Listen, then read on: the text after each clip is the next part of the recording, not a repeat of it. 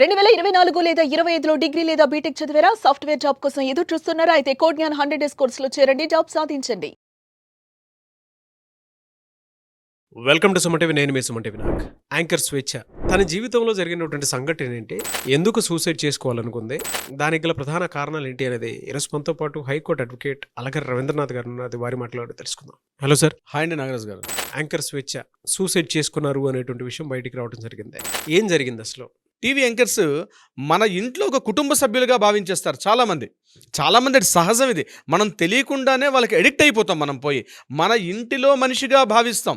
ఒకప్పుడు సినిమా తారలకు ఎంత సెలబ్రిటీ హోదా ఉండేదో, ఈరోజు టీవీ మాధ్యమం వచ్చిన తర్వాత ఆ టీవీలో పనిచేస్తున్నటువంటి ఆ టీవీలో కనిపిస్తున్న యాంకర్లన్నీ మనం ఓన్ చేసేసుకున్నాం. మనతో పాటు మన కుటుంబ సభ్యులుగా భావిస్తాం.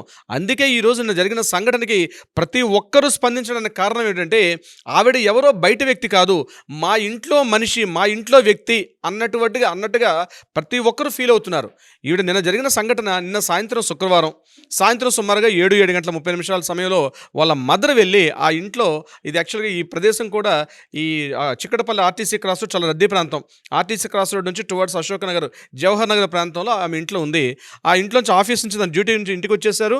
ఇంటి నుంచి లోపలికి వెళ్ళి అక్కడ తను డ్రెస్ చేంజ్ చేసుకొని ఆ రూమ్లోకి వెళ్ళిపోయి ఎంతసేపటికి తలుపు కొడుతుంటే వీళ్ళ మదర్, ఎవరైతే ఇప్పుడు చనిపోయారని మీరు చెప్తున్నారో ఈ స్వేచ్ఛ, ఈ ఓటర్ అన్నటువంటి ఈ పర్సన్ ఎన్నిసార్లు తలుపు కొడుతుంది, తలుపు తీయకపోతుంటే గట్టిగా తలుపు కొట్టి చూసేసరికల్లా ఫ్యాన్కి ఉరి వేసుకొని వేలాడుతూ ఉన్నటువంటి ఆ దేహం కనిపించింది.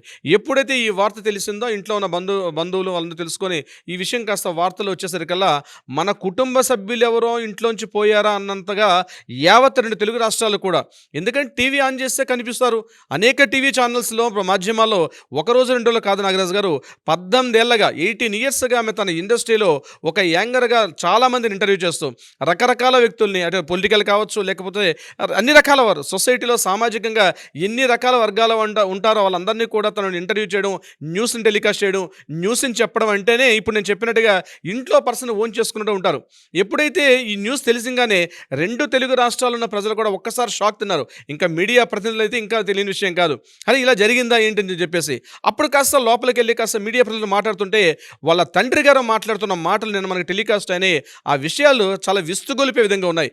ఈమె వయసు సుమారుగా 35 సంవత్సరాలు ఉంటుందని, ఈమెకి ఆల్రెడీ మ్యారేజ్ అయింది, ఆల్రెడీ ఒక 8th క్లాస్ 9th క్లాస్ అవుతుంటే ఒక అమ్మాయి కూడా ఉంది. కానీ భర్త నుంచి కొద్దిగా విడాకులు తీసుకొని ఆమె ప్రైవేట్గా ఉంటుంది. ఇదే సమయంలో తను పనిచేస్తున్నటువంటి ఏదైతే ఛానల్ ఉందో ఆ ఛానల్లో ఉన్నటువంటి ఒక పూర్ణచంద్ర అటువంటి ఒక వ్యక్తితో పరిచయం ఉన్నట్టుగా తెలుస్తుంది. ఇద్దరు కలిసి సహజీవనం చేస్తున్నట్టుగా కూడా తెలుస్తుంది. అయితే వీళ్ళిద్దరు సహజీవనానికి మ్యారేజ్ చేసుకుందాం అంటే రకరకాల కారణాలతో అతను పోస్ట్ పోన్ చేస్తూ వస్తున్నాడని ఆ తండ్రిగా చెప్తున్న మాటల్లో మనకు అర్థమవుతుంది, వాళ్ళ ఫాదర్ చెప్తున్న మాటలు. అయితే ఎప్పటికప్పుడు పోస్ట్ పోన్ చేస్తున్నారు. బట్ ఎందుకో కానీ గడిచిన కొద్ది కాలంగా ఈమెకు అసలు లోన్లీగా ఫీల్ అవుతూ, ఒంటరిగా ఉంటూ వాళ్ళిద్దరి మధ్య అగాధం పెరిగింది. ముందు రోజు సాయంత్రం, అంటే గురువారం సాయంత్రం తండ్రికి ఫోన్ చేసి, నేను కాస్త డిప్రెషన్లో ఉన్నాను నాన్నగారు, నేను ఇమీడియట్గా అతనితో, ఎవరైతే పూర్ణచంద్రని పర్సన్ ఉన్నారో, నేను మీ ఇద్దరం కూర్చొని మాట్లాడుకున్నాం, రేపటి నుంచి మీ ఇద్దరం కలిసి విడివిడిగా ఉండాలనుకుంటున్నాం, మీరు కూడా ఒకసారి వచ్చి మాట్లాడాలని చెప్పి తండ్రికి ఇన్ఫార్మ్ చేసినట్టుగా కూడా ఆ తండ్రి చెప్పడం మనకు తెలుస్తుంది. ఇమీడియట్గా చిక్కడపల్లి పోలీస్ స్టేషన్లో ఆ తండ్రి ఈమె చేసుకున్న ఆత్మహత్య కాదు, ఇది హత్యగా ప్రేరేపించబడిన ఒక ఆత్మహత్య అని చెప్తూ ఆ తండ్రి ఆ పూర్ణచంద్ర అనే వ్యక్తి మీద కూడా కంప్లైంట్ ఇవ్వడం జరిగింది. పోలీసులు అతని మీద కూడా ఎఫ్ఐఆర్ నమోదు చేశారు. అంటే ఈ జరిగిన విషయాన్ని చూసినట్లయితే ఒక వ్యక్తితో ఉన్నటువంటి సహజీవనం అనే ఒక కోణం ఈమె ఆత్మహత్య ప్రేరేపించినట్టుగా తండ్రి మాటల్లో మనకు అర్థమవుతుంది. నిజంగా ఇది హత్య లేకపోతే ఆత్మహత్య అనేది పోలీసులు పూర్తిగా దాని మీద ఇంట్రాగేషన్ చేస్తున్నారు. అంటే లాస్ట్ ఉన్నటువంటి గడిచిన కొద్ది రోజులుగా కాల్స్ లిస్ట్ తీసుకుంటారు, మెసేజ్ లిస్ట్ ఇస్తారు. ఆవిడ ఇన్స్టాగ్రామ్లో ఎక్కడెక్కడ ఏమేమి చేశారు, అప్పటివరకు ఏం చేస్తారంటే సిఆర్పి 174 ప్రకారం న్యాచురల్ డెత్గా మాత్రమే పెట్టే అవకాశం ఉంటుంది. ఒకసారి అది కన్ఫర్మ్ అయింది అంటే 306గా మార్చే అవకాశం కూడా ఉంటుంది. ఇది సూసైడా లేకపోతే న్యాచురల్ డెత్ అన్నది పోలీసులు ఇంట్రాగేషన్ విచారణ తెలుస్తుంది. బట్ ఏదేమైనప్పుడు కూడా సామాజిక కోణంలో మనం చూసినప్పుడు ఒక యాంకర్గా 18 సంవత్సరాల పాటు రకరకాల వివిధ ఛానల్స్లో పనిచేస్తూ తనకంటూ ఒక గుర్తింపును తెచ్చుకొని, ఇక యాంకర్ అంటే మీకు తెలియదు నాగరాజు, మీరు కూడా ఈ ఫీల్డ్లో ఉన్నారు కాబట్టి రకరకాల వ్యక్తులతో మీకు పరిచయాలు ఉంటాయి. అంటే సెలబ్రిటీస్ నుంచి, కామన్ మ్యాన్ నుంచి సెలబ్రిటీస్ వరకు నిత్యం మార్నింగ్ టు ఈవినింగ్ వరకు చాలా బిజీ షెడ్యూల్ ఉంటారు. రకరకాల వ్యక్తుల మనోభావాలు తెలుసు, ఎప్పుడు ఏ సమయంలో ఎలా ప్రవర్తించాలో కూడా మీకు తెలుసు. ఎందుకంటే రకరకాల వ్యక్తులతో ఆ మహద్భాగ్యం మీకు దొరికింది. యాజ్ ఏ యాంకర్ పార్ట్గా మీకు అవకాశం దొరుకుంటుంది. మరి ఆ మహాతల్లి కూడా బహుశా 18 ఏళ్ళ నుంచి పనిచేస్తున్నారంటే ఇన్ని రకాల వ్యక్తుల్ని మాట్లాడి తను ఇంటర్వ్యూస్ చేసుకోవడం, వాళ్ళని విశ్లేషించడం, ఎనాలిసిస్ చేయడం, న్యూస్ని న్యూస్ ప్రజెంటేషన్గా పనిచేయడం, అలాగే న్యూస్ ప్రజెంటేషన్లో కాకుండా న్యూస్ హెడ్గా కూడా పనిచేసినట్టుగా తెలుస్తుంది. బట్ అలాంటి ఇంత తెలివితేటలు ఉన్నటువంటి అమ్మాయి ఇన్ని రకాలుగా, అంటే మిగిలిన వ్యక్తులతో పోలిస్తే మీడియా ప్రతినిధులు అంటేనే కాస్త ఇంటలెక్చువల్స్ అనే కోణంలో చూస్తారు. కామన్ అని ఎప్పుడు కూడా మీడియాలో కనిపిస్తున్న ప్రతినిధులు అంటే ఇంటలెక్చువల్స్గా ఫీల్ అవుతారు. మరి అటువంటి వ్యక్తి ఇంత దయనీయ స్థితిలో ఏదో చిన్న సంఘటనకి ఇలా దయనీయంగా మారిపోయారంటే ఏదో తెలియనటువంటి ఒక మిస్టరీ అయితే ఖచ్చితంగా కనిపిస్తుంది.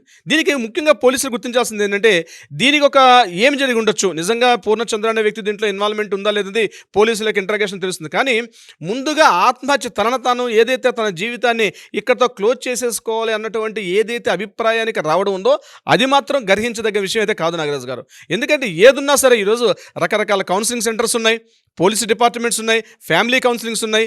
ఏ రకమైనటువంటి విషయానికైనా ముందు కూర్చొని మాట్లాడుకున్నటువంటి వ్యక్తులు ఉన్నారు. పోనీ అలా అని చెప్పి తనకు సర్కిల్తో సంబంధం లేదంటే తను ఉన్నదే కంప్లీట్గా మీడియా ఫీల్డ్ కాబట్టి ఏ ఒక్కరికి ఫోన్ చేసి ఈ రకంగా మెంటల్ డిప్రెషన్లో ఉన్నాను అని చెప్తే మాట్లాడడానికి చాలామంది అందుబాటులో ఉండే అవకాశం కూడా ఉంటుంది. బట్ ఎటువంటి ప్రయత్నం చేయకుండా తన లైఫ్ని తన ఎందుకు అలా ముగించేసుకుంది చాలా మిస్టరీగా అయితే ఉంది నాగరాజు గారు. బట్ చూసినప్పటి నుంచి కూడా నాకు కూడా చాలా డిస్టర్బెన్స్ అనిపించింది. ఇలా జరగకూడదు కదా, మీడియాలో రకరకాల న్యూస్లు రావచ్చు, కానీ ఒక మీడియా రిప్రజెంటేటివ్, మీడియా పర్సన్ ఇట్లా చేసుకోవడం తగదు. ఎవరైనా నేను చెప్తున్నాను, ఇటువంటి ఒక డిప్రెషన్లో ఉంటే ఇమీడియట్గా మీకున్నటువంటి సంబంధాల్లో యాజ్ బీయింగ్ ఒక లీగల్ అడ్వైజర్గా నేను చెప్పే అవకాశం ఏంటంటే, బీయింగ్ అడ్వకేట్గా ఇంత దాకా తెచ్చుకోకూడదు.